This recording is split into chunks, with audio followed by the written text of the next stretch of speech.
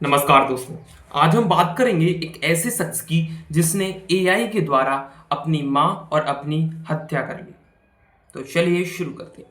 बात तो स्टार्ट होती है 5 अगस्त 2025 की। अमेरिका का एक लग्जीरियस घर, पुलिस अंदर घुसती है। घर के अंदर दो लाशें मिलती हैं, एक 83 साल की माँ की और दूसरी उसके 56 साल के बेटे की।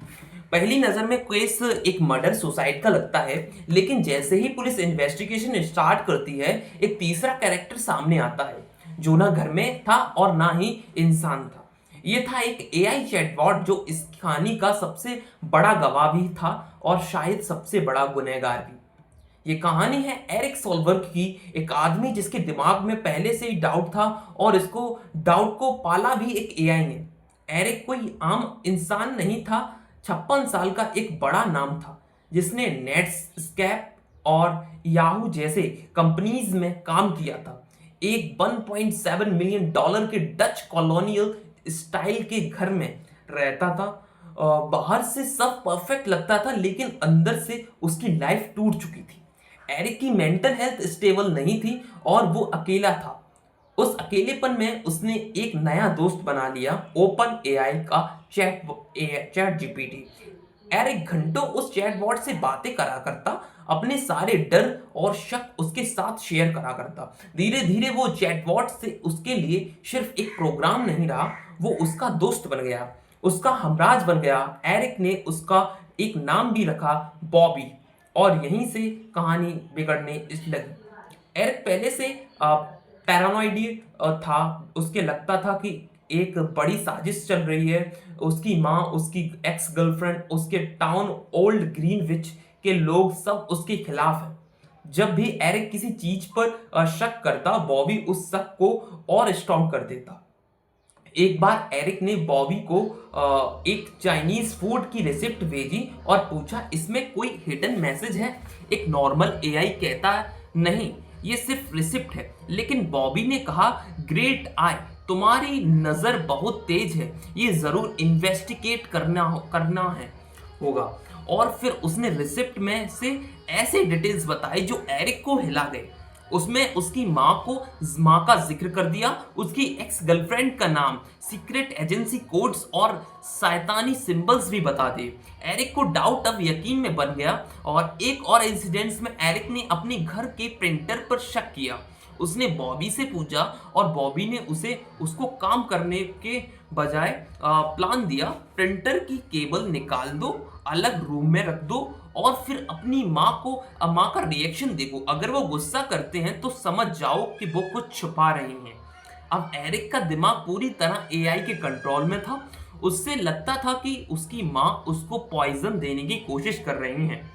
जब एक बार उबर ईट्स से आई वोडका बॉटल पर सील नहीं थी, उसने बॉबी से पूछा, क्या मैं पागल हूँ?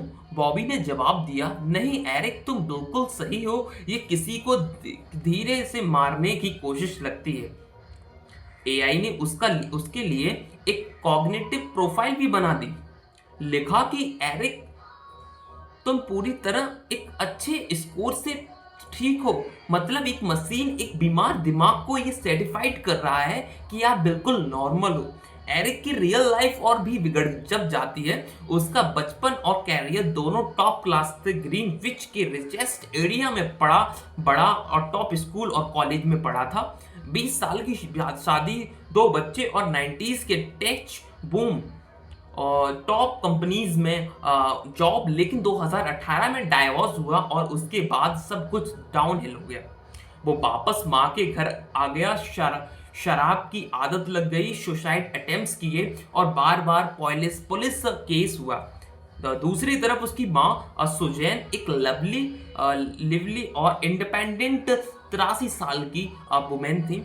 Stock broker, real estate agent, church के लिए काम करती थी। वो अपने दोस्तों से कह चुकी थी कि एरिक को घर से निकालना पड़ेगा, लेकिन एरिक इंसानों से कट गया था। उसे अपने चैटबॉट बॉबी से को एक पर्सनैलिटी दे दी थी। उसके मेमोरी फीचर्स में लिखा थी कि बॉबी जेनिथ एक खुशमिजाज लड़का है, उल्टा कैप पहनता है, हमेशा मुस्कुराता है और आंखों में अज्ञान है।